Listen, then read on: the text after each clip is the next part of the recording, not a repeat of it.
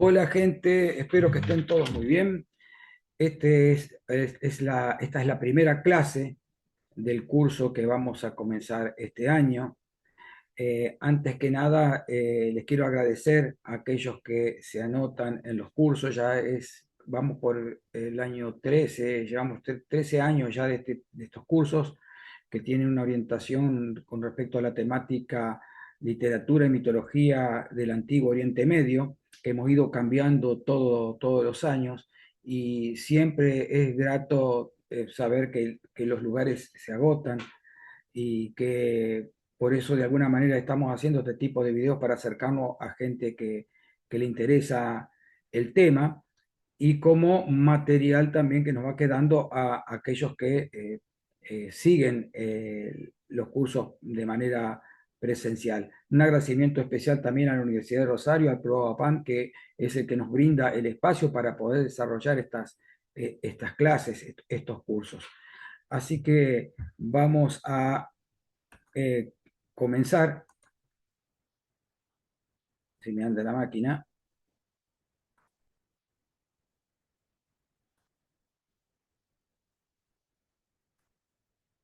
Entonces, hemos dado en llamar al curso de este año la Cátedra de Lucifer para que no se nos confunda con la Cátedra del Diablo, que fue el nombre que le dimos para el año pasado.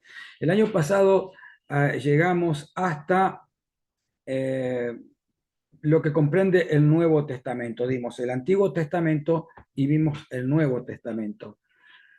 Lo interesante es que nos han quedado los videos del año pasado como para poder eh, consultarlos, como para poder tener un marco de referencia, porque este año vamos a dar a partir de el Nuevo Testamento. Vamos a hablar de los padres de la iglesia y de toda la evolución que tuvo la imagen del diablo en, en esto que llamamos la construcción de la personalidad demoníaca. Cómo el diablo llegó a ser el enemigo de Dios, que es el concepto que se tiene generalmente en los tiempos que vivimos.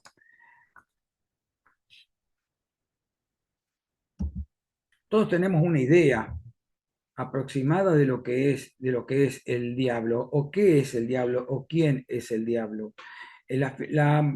Tanto la teología como la cultura popular ha llevado adelante la construcción de una imagen, uno por un lado y otro por otro, de lo que fueron en su origen estas figuras malignas.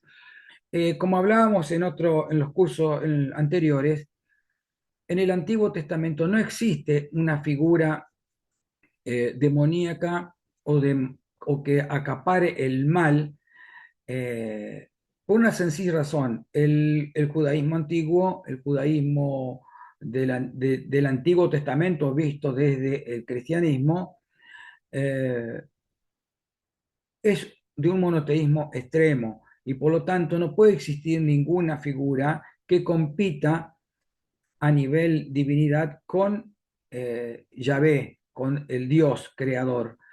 Por lo tanto, es imposible que exista unas figuras malignas. Las figuras malignas del Antiguo Testamento trabajan por orden de Yahvé, bajo mandatos de Yahvé. Lo vamos a ver en la clase que viene, vamos a ver un poco de esto. Las dos primeras clases que vamos a presentar van a ser introductorias, van a ser como un ajustadísimo repaso de temas que dimos el año pasado, como para que la gente que se aproxima por primera vez al curso o a estos cursos no quede tan desvalida.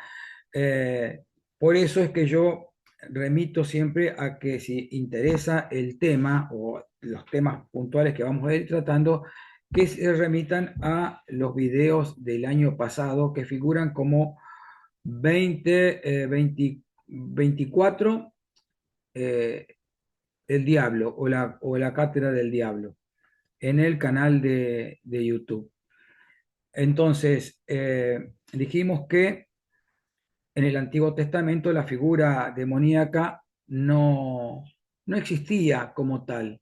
Había figuras malditas que hacían actos que vistos desde el punto de vista humano resultaban malos para el hombre, pero eran parte del plan de Yahvé en su momento en que decidía castigar a su pueblo elegido por haber quebrado con la alianza, el pacto que había hecho con ellos.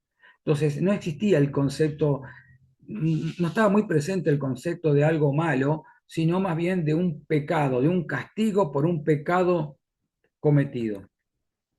Como les decía, esto lo vamos a ver en la clase que viene con mayor detenimiento. Soy leñador, el nombre no importa, la choza en que nací y en la que pronto habré de morir queda al borde del bosque. Tampoco he visto el otro lado del bosque. Mi hermano mayor, cuando éramos chicos, me hizo jurar que entre los dos talaríamos todo el bosque hasta que no quedara un solo árbol. Mi hermano ha muerto. Ahora es otra cosa la que busco y seguiré buscando. Mis ojos ya no ven. En la aldea, a la que no voy porque me perdería, tengo fama de avaro. Pero, ¿qué puede haber juntado un leñador del bosque?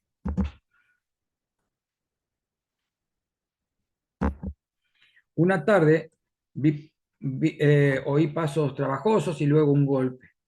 Abrí y entró un desconocido. Era un hombre alto y viejo envuelto en una manta raída.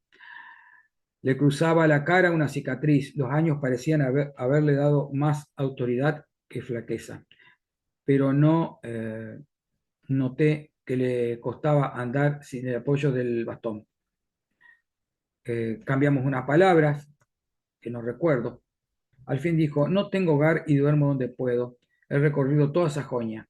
Yo tenía pan y pescado. No hablamos durante la comida. Empezó a llover. Al llegar la noche dormimos. Clareaba el día cuando salimos de la casa. La lluvia había cesado y la tierra estaba cubierta de nieve nueva. Se le cayó el bastón y me ordenó que lo levantara. ¿Por qué de obedecerte? Le dije. Porque soy un rey, contestó. Lo creí loco. Recogí el bastón, y se lo di.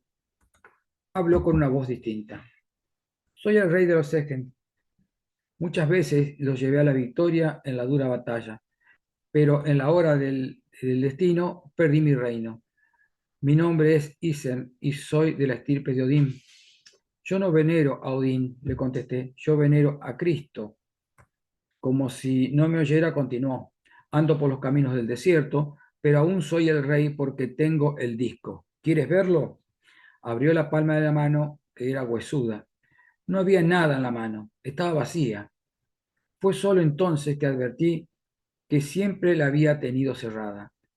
Dijo mirándome con fijeza, puedes tocarlo, ya que con algún recelo puse la punta de los dedos sobre la palma.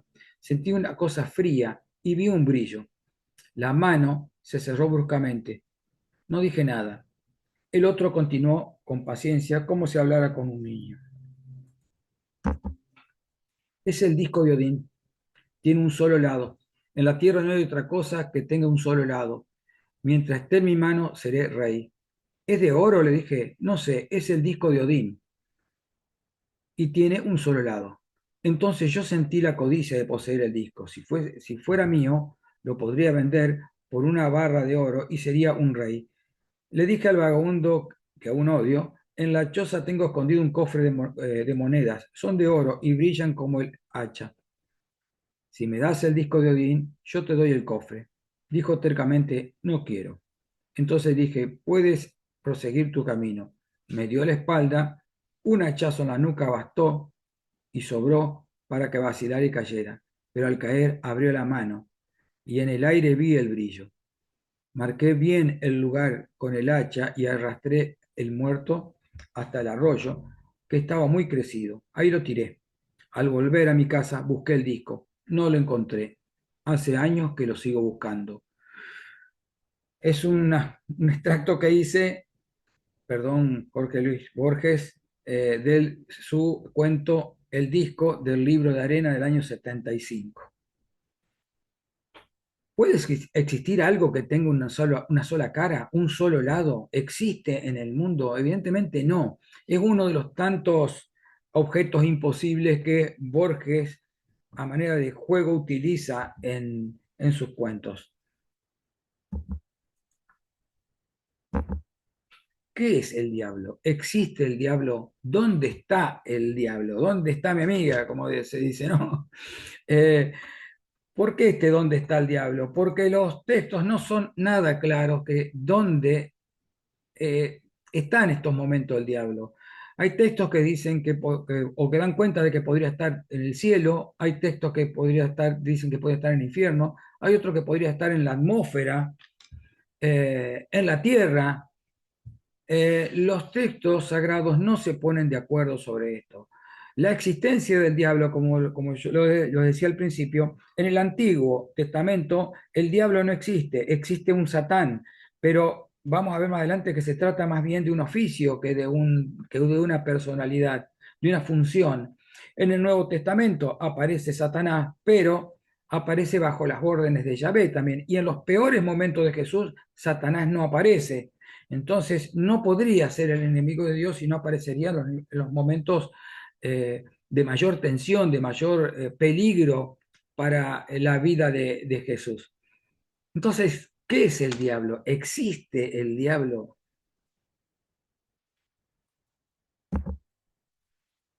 El diablo que conocemos tiene muchos nombres.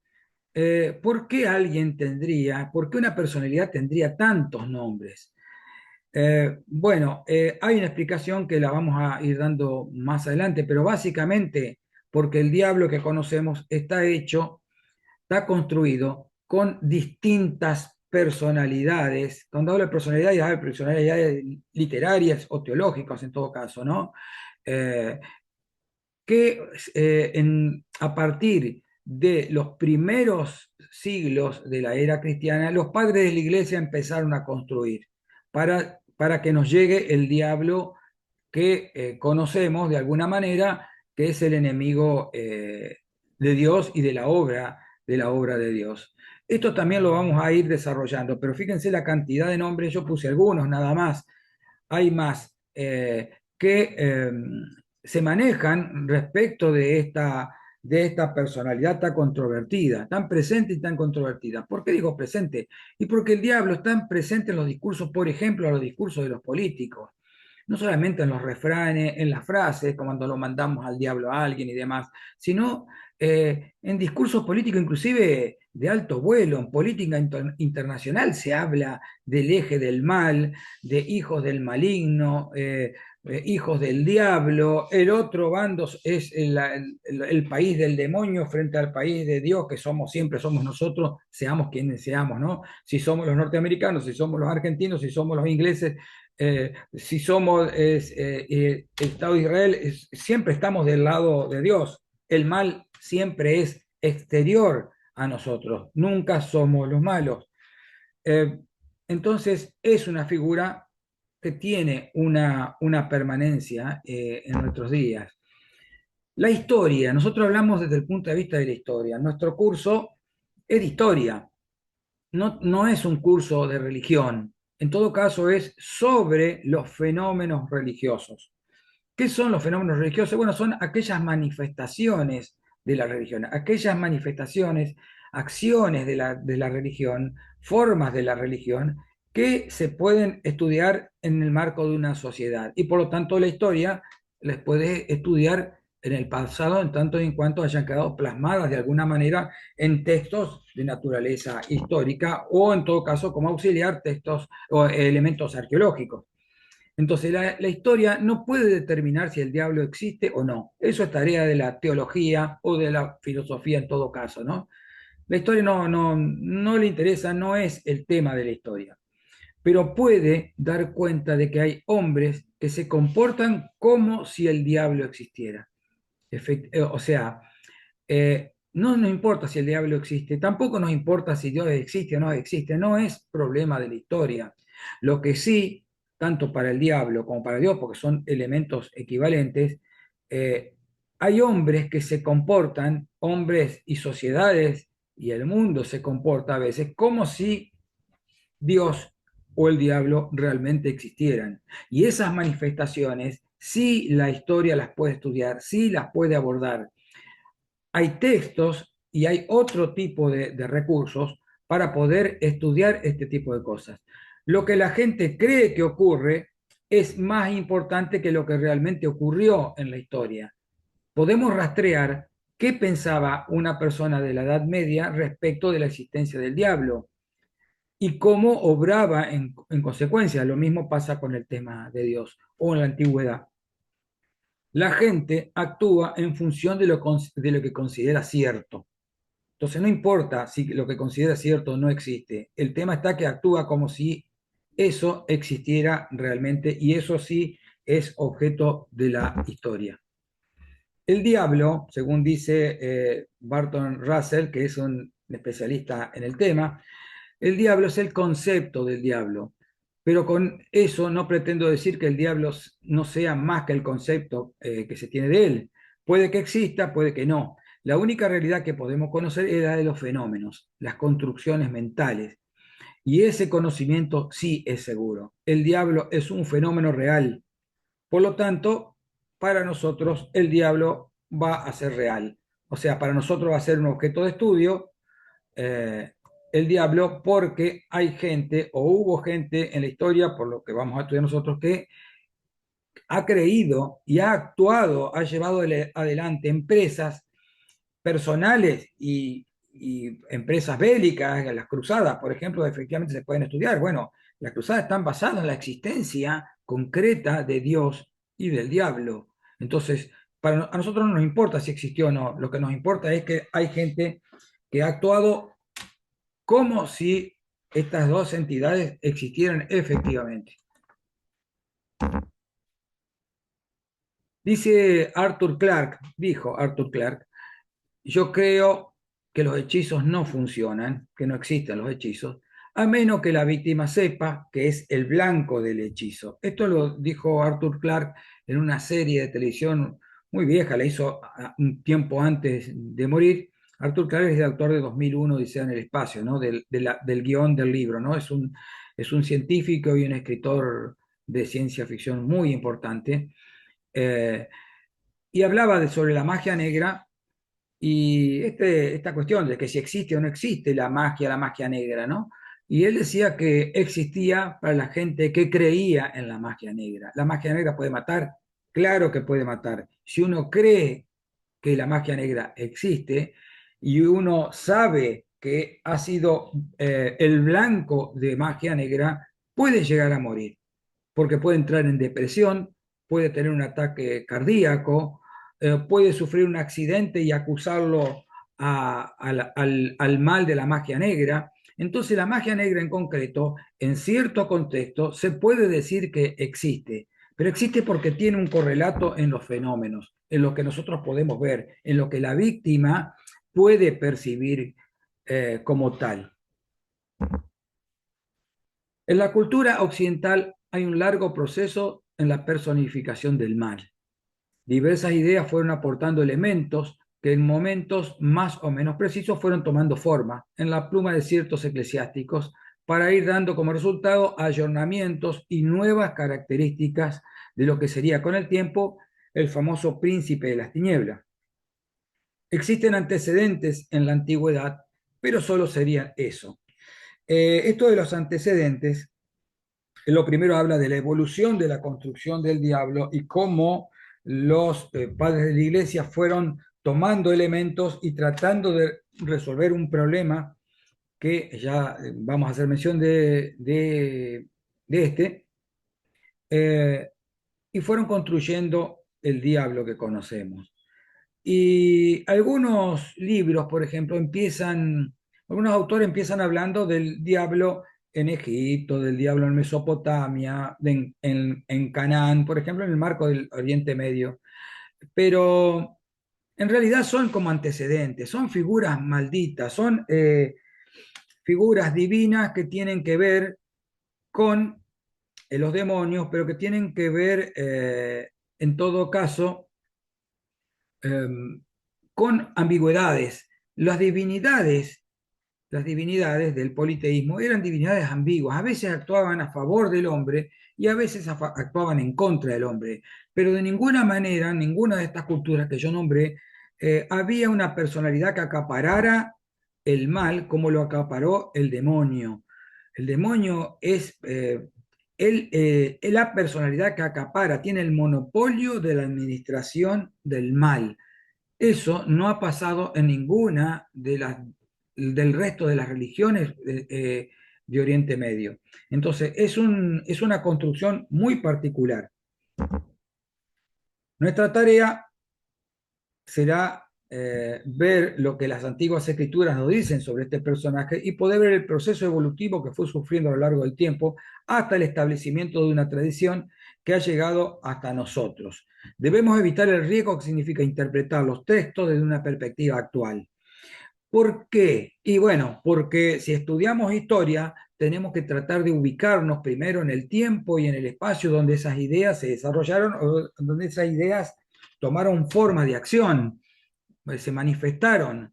Eh, entonces, si nosotros llevamos nuestros prejuicios y los trasladamos y leemos con prejuicio los textos, podemos caer en anacronismos, en meterle cosas o hacerle decir a los textos cosas que los textos en realidad no dicen.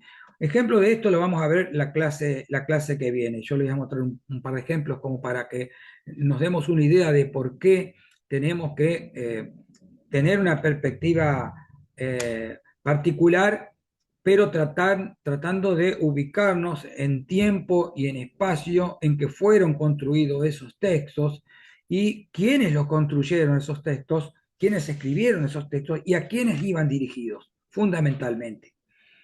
Entonces, si uno busca el diablo como enemigo de Dios en el Antiguo Testamento, lo va a encontrar, porque eso es lo que hace particularmente la Iglesia. Pero los textos del Antiguo Testamento, si uno lo lee en el contexto, no dan cuenta de una figura del mal que se oponga a Dios. Eso no existe en el Antiguo Testamento. Buscando párrafos se los podría llegar a leer así, pero se lo está leyendo desde una perspectiva que ya conoce o que tiene sentada la idea de la existencia del diablo. Los antiguos que leían el Antiguo Testamento no tenían esa perspectiva. La prueba más fuerte de la existencia de Satanás no está en los pecadores o en los obsesos, sino en los santos. ¿Y cómo es eso, Padre? Sí, es cierto que el diablo está presente y activo en ciertas formas extremas e inhumanas de maldad y perversidad que vemos a nuestro alrededor. La batalla contra el espíritu maligno se gana como la ganó Jesús en el desierto, con la palabra de Dios. Ves que Jesús no conversa con el diablo, nunca lo hizo. O lo expulsa o lo condena, pero nunca dialoga. Estas son palabras del recientemente fallecido Papa Francisco en el año 24. Acá hay cosas interesantes, porque primero, que está marcando la existencia concreta de Satanás. Es una idea exclusivamente cristiana. Como dijimos, en el Antiguo Testamento no existía. Había en todo caso, el Satán era un cargo, era un trabajo de ciertos ángeles, que inclusive podía haber satanes humanos, que llevaban adelante la tarea de adversario o de probadores. Eso lo vamos a ver después también la clase que viene. Pero está marcando la existencia de Satanás. Por otro lado, dice, vemos a nuestro alrededor perversidad. Entonces, el mundo que vemos es un mundo que no parece ser bueno. Algo contradictorio porque Dios, el mundo que vemos es creación de Dios y todo lo que crea Dios es bueno. Entonces, ¿por qué ver maldad en el mundo? ¿Por qué el mundo es malo? Como evidentemente creemos que lo es. Solo basta con ver lo que pasa a nuestro alrededor y más allá. Y el mundo es perverso, es malo. En todo caso, es una observación concreta. Dice, la batalla contra el espíritu maligno. La idea de que estamos en guerra, cristianos, por ejemplo, están en guerra, cristianos que pertenecen a Dios y que pertenecen a Cristo, están, como el sector bueno, están en guerra contra un sector de maldad, contra un ejército de elementos de maldad, contra los pecadores que están dentro de la maldad. Esta idea de la batalla tampoco está estrictamente en el Antiguo Testamento o en el Nuevo, sí existen elementos, por ejemplo, en los rollos del Mar Muerto, vamos a mencionar después, eso también lo dimos el año pasado, en los rollos del Mar Muerto hay elementos que hablan de esta guerra, pero tampoco es tan enfático ni único, es más bien una idea persa. Algunos han dicho que el maleficio no existe y creer en él proviene de la falta de fe, porque ellos querrían que los demonios fueran solo imaginaciones humanas. Pero la fe cristiana quiere que los demonios sean reales y puedan dañar su acción e impedir la obra de la carne. Entonces, esto lo dice Santo Tomás de Aquino, un doctor de la iglesia de la época escolástica. Eh, la necesidad, el diablo es necesario para la fe cristiana. Lo dijo el Papa, el diablo existe y tenemos, la acción del cristiano es llevar adelante esa batalla contra el demonio. Y Tomás de Aquino está diciendo que como que es necesario, ¿no? Es necesario, quiere que los demonios sean reales y puedan dañar la acción, la creación divina. Buscaba el origen del mal y no encontraba la solución. Son palabras de San Agustín, del siglo IV, uno de los doctores de la iglesia o tal vez el más importante de los doctores de la iglesia. ¿Qué quería decir con este tipo de cosas? Buscaba el origen del mal y no encontraba la solución. Es lo que se llama el problema del mal. El mal es un problema muy grande para la teología, algo a resolver. No se puede entender al diablo fuera del contexto de este problema del mal. Vamos a ver un poco de qué se trata, mencionar nada más lo que es el problema del mal. El año pasado lo dimos con mayor extensión, por supuesto, por eso les pido que a los que tengan interés en este tema se remitan al material de videos del año pasado. ¿Por qué se nos hace el mal? ¿Por qué hacemos el mal nosotros? Una definición provisoria. El mal es la inflicción de daño a seres capaces de sentir. El mal es muy difícil de definir, pero tenemos que darle una forma que podamos para poder empezar a trabajar, aunque sea imperfecta esa forma. El mal es cuando alguien, un ser sintiente y pensante, le hace deliberadamente un daño al otro. La relación entre el daño y el mal. El daño se percibe, por lo tanto se percibe luego el mal. Entonces, el mal nunca es abstracto, siempre hay que entenderlo en términos de sufrimiento de un individuo. O sea, un individuo que sufre es porque sufre un mal y sufre, por ejemplo, un dolor.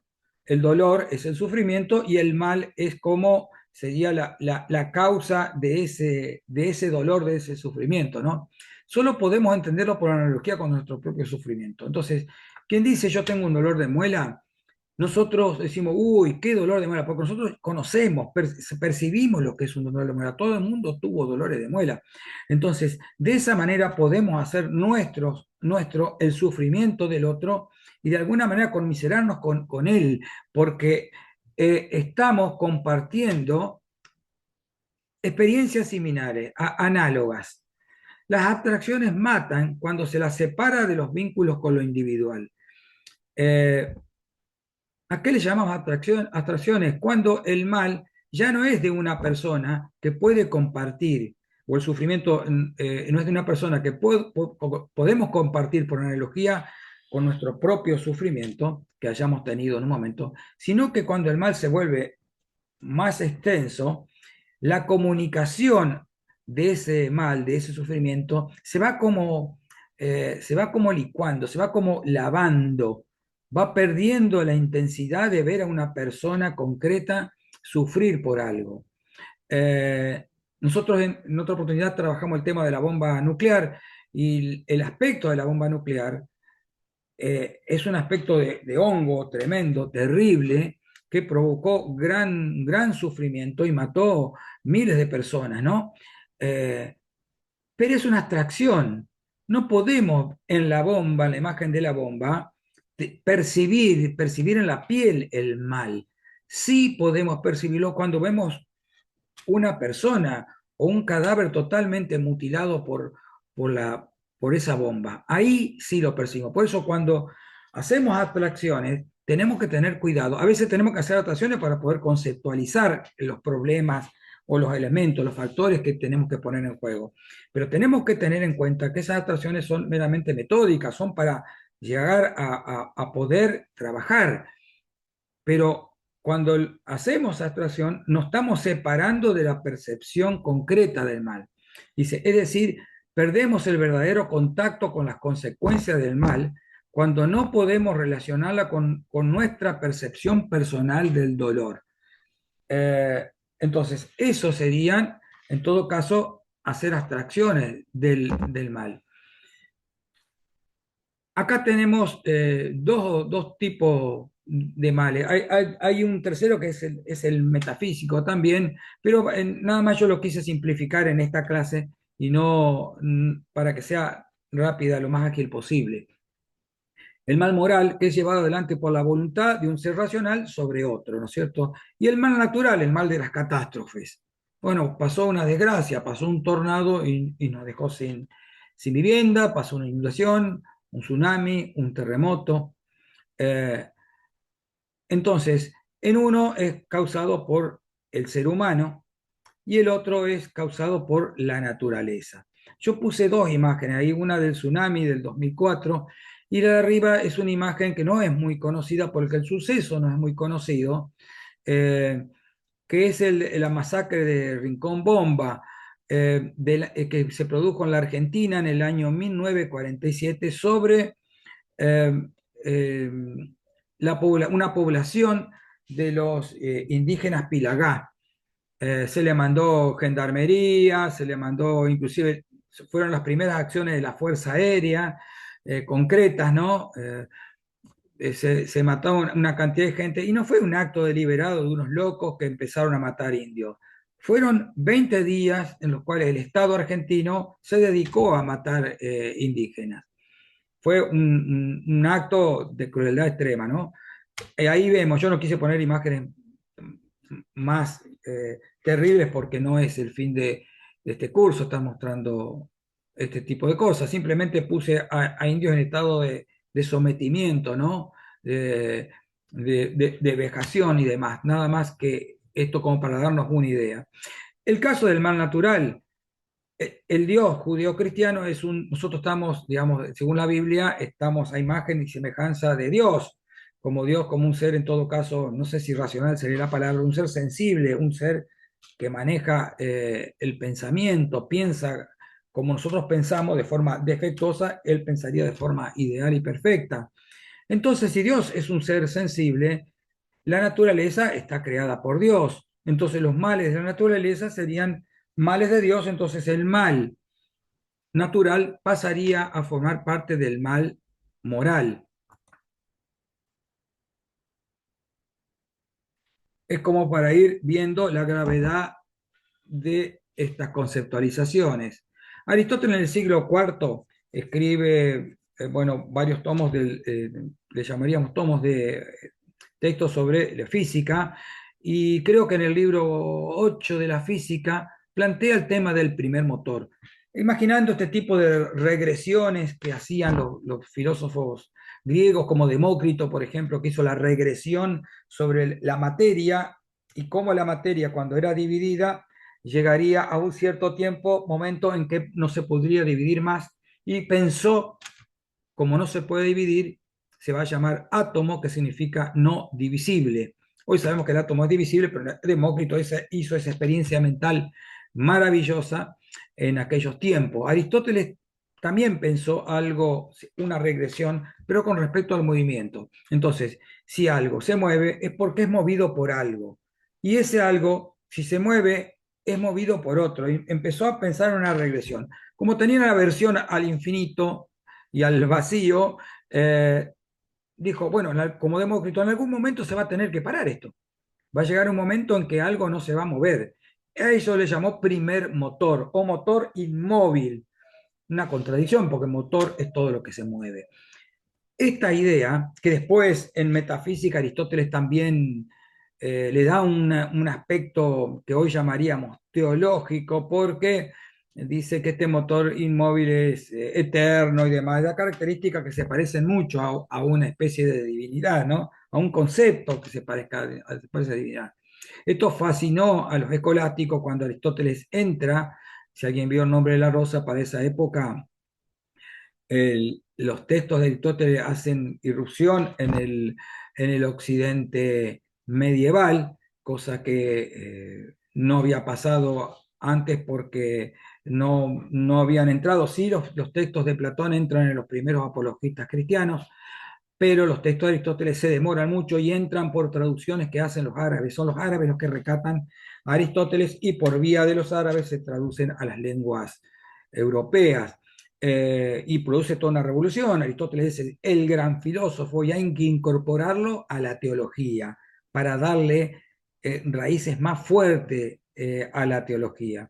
Santo Tomás de Aquino es uno de ellos que incorpora la idea de este motor inmóvil y la llama Dios. El Dios inmóvil es el Dios cristiano. De esa manera se cristianizan ideas de la Grecia antigua. Entonces, la creación, ¿no es cierto? Dios es el motor inmóvil y crea el mundo. Acá estamos viendo a la derecha un fresco de Rafael, de la estanza de la asignatura de los palacios pontificios en el Vaticano, donde dibuja, es un mosaico, un fresco y tiene elementos de mosaico también, una especie de esfera celeste con las constelaciones, como si fuera el universo, a la idea del origen del gran motor, ¿no es cierto? Estas ideas pegaron mucho en la teología escolástica.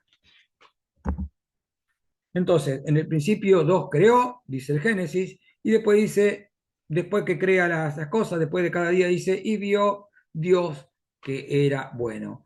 La creación como algo hecho por Dios, eh, y Dios dijo que era bueno. En realidad, cuando miramos a nuestro alrededor, vemos que la creación es bastante imperfecta, tal vez podría haberse esmerado un poquito más Dios, eh, pero él vio, por lo menos en ese tiempo de la creación, que era bueno. Entonces, si el mundo no es bueno, ¿por qué se degradó? ¿Qué lo degradó? ¿Es imperfecto el mundo? Si Dios es perfecto, crearía cosas perfectas. Entonces, ¿de dónde proviene el mal? La gran pregunta que se hacían, el gran problema, si Dios es bueno, ¿de dónde viene el mal?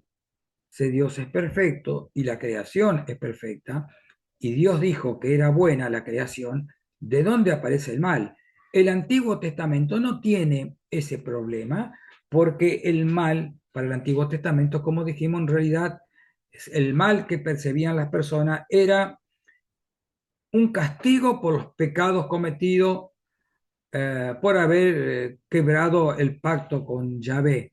Entonces no tienen mucho problema con el origen del mal, pero los cristianos sí, porque el Dios cristiano es un Dios bueno, es toda bondad, es heredero del Dios judío, pero tiene una vuelta que lo hace totalmente bueno, sin ningún aspecto de rigor como tenía, o de castigo que tenía el Dios estrictamente en la visión judía. Acá aparece un término que se llama teodicea, que fue creado por este filósofo alemán Leibniz, que es muy conocido dentro, hizo de todo, pero dentro de todo es muy conocido en términos matemáticos, porque Leibniz desarrolló el cálculo infinitesimal a la par que Newton, termina inclusive ganando la notación de Leibniz dentro del campo, porque Newton, bueno, no lo quería publicar y se le fue adelantando, ¿no? Leibniz. También es el creador del sistema binario y demás. Entonces era una personalidad muy importante. Y escribía sobre teología también. Entonces desarrolló este término que es la teodicea, que significa la justicia divina.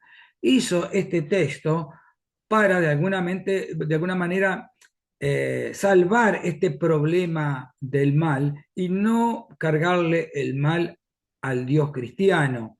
Entonces decía que el tema del problema del mal o del mundo que es malo es porque es el mundo, el mejor mundo posible hecho por Dios. Como Dios era eterna, permanente, una bondad eterna, eh, y creó el mejor de los mundos posibles. Por otro lado, se argumentaba que el mal era necesario porque ahí vemos la, eh, lo valioso que significa la bondad, el aspecto de Dios. Entonces, era como una especie de armonía que se tenía que mantener para valorar lo bueno. Decimos, nosotros decimos vulgarmente que éramos felices en aquellos tiempos de la juventud o no sabíamos que éramos felices porque lo ponemos en contraste con una edad más avanzada donde las cosas para ahí son un poco más difíciles, ¿no? Entonces, lo malo necesario para valorar lo bueno, para valorar la creación que era buena.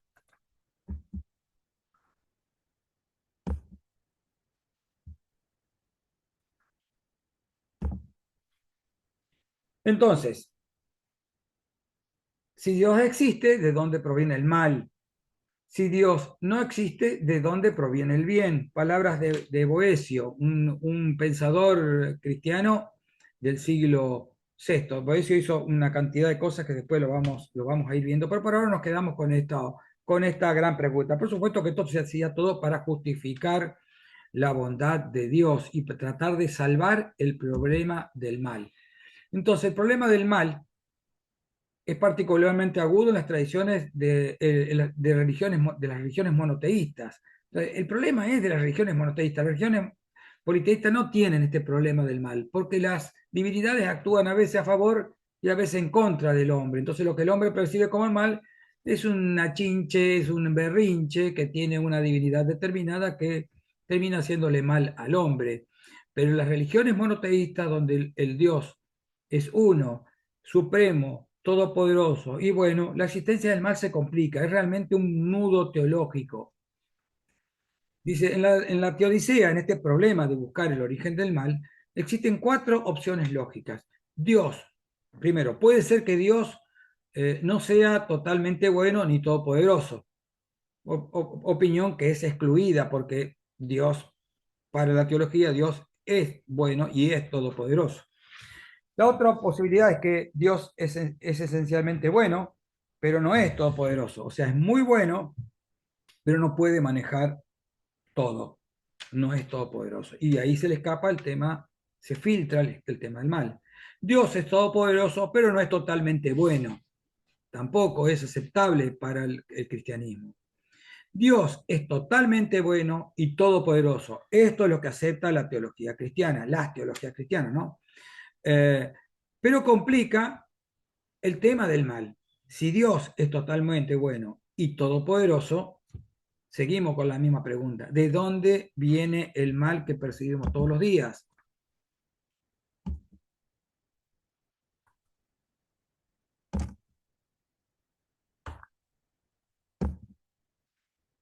Esto proviene de la paradoja de Epicuro. Allá por el siglo cuarto antes de Cristo ya los griegos estaban preguntando sobre estas cosas, sobre el problema del mal. Mucho antes de la aparición del cristianismo, ¿no? 400 años antes. Es que Dios quiere prevenir el mal, pero no es capaz. Entonces no es omnipotente. Es capaz, pero no desea hacerlo. Entonces es un Dios malévolo. Es capaz y desea hacerlo. ¿De dónde surge el mal entonces? Es que no es capaz ni desea hacerlo. O sea, es impotente y encima es malo. Entonces, ¿por qué llamarlo Dios? A partir de este tipo de paradojas, hay eh, se despega con el tema del problema del mal. Por otro lado, tenemos un problema. Sufrir algo es como algo malo, pero por otro lado, el cristianismo lleva adelante una política en la cual eh, afirma el valor salvífico del sufrimiento, o sea, el cristiano tiene que sufrir, al menos estamos hablando del discurso católico y particularmente de los primeros tiempos cuando el catolicismo se empieza a formar. Toda la Edad Media tiene esta idea. En la actualidad recién las cosas se han empezado a matizar, pero desde el punto de vista de los fieles, no tanto de la iglesia, del discurso de la iglesia. Tal vez no lo dice, pero la iglesia sigue pensando esto. Los teólogos siguen fundamentando este tipo de cosas. O sea, Cristo sufrió por nosotros, nosotros debemos emular el sufrimiento de Cristo con una idea de salvación. Y decía a todos, si alguno quiere venir en pos de mí, niéguese a sí mismo, tome su cruz cada día y sígame, porque todo el que quiera salvar su vida, la perderá, y todo el que pierda su vida por causa de mí, este la salvará. Lo está diciendo Lucas en esa época, ¿no? Hay que sufrir para poder llegar a la salvación. De hecho, los mártires figuran en las iglesias antiguas hay imágenes de mártires martirizados como este, ¿no? Este es un cuadro de Zurbarán, pero hay muchos cuadros de Zurbarán en la Cartuja en España, ¿cómo es? En Granada hay toda una colección de mártires, cada uno tiene la cabeza en un plato, bueno, estos cristianos que fueron martirizados como santos, o sea, se transformaron en santos. Entonces, nuestros pequeños dolores, nuestros pequeños sufrimientos nos van a aproximar a estos santos que perdieron la vida por Cristo, ¿no?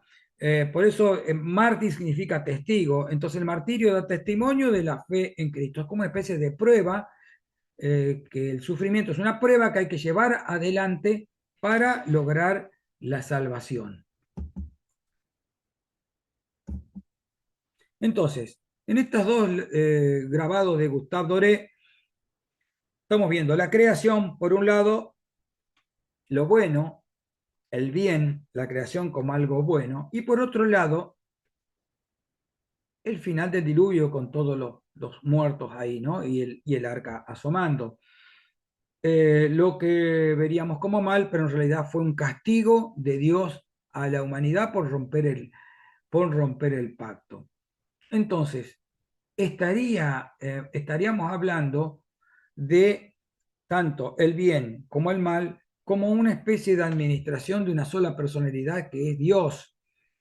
Existe un solo Dios, no hay necesidad del demonio, al menos para el Antiguo Testamento, y es un problema que arrastra el cristianismo después, ¿no? Porque el judaísmo antiguo lo termina solucionando, pero el cristianismo se le aparece como un problema. Entonces, volvemos al relato de Borges. Él hablaba del disco de Odín que tiene un solo lado. ¿El bien y el mal tienen un solo lado? Gran pregunta. ¿Cómo lo resolvemos? ¿Existe el demonio? ¿Existe la necesidad de una divinidad que ponga en riesgo la idea monoteísta para poder salvar el problema del mal? ¿O existe algo que tiene una sola cara, que tiene un solo personaje? Es una pregunta que nos va a quedar abierta y por supuesto que no vamos a responder porque nosotros vamos a trabajar historia y no teología. Pero es interesante cómo los pensadores van construyendo una imagen de un enemigo de Dios para poder salvar el problema, el llamado problema del mal. Bueno, hasta aquí la clase. Espero que no haya sido muy, muy cargada de información y muy rápida. Gracias a todos. Ahora les dejo unos QR, unos códigos donde están las otras clases. De todas maneras pueden entrar al canal con mi nombre, apellido y pongan Diablo y seguramente van a poder entrar. Y si no, entran a través de los QR. Acá tenemos las 6 primeras clases. Una vez que entran al canal, después van a búsquenla por el año, porque hay otros videos de otros años, pero para que sea ordenado. Eh, Estas serían hasta la clase 12, y esto sería hasta la clase 18. En realidad dimos 24 clases, pero las hicimos hicimos esta cantidad de videos que completan la totalidad del curso. Así que muchas gracias, gracias por, eh, por la asistencia al curso y nos vemos en la próxima clase.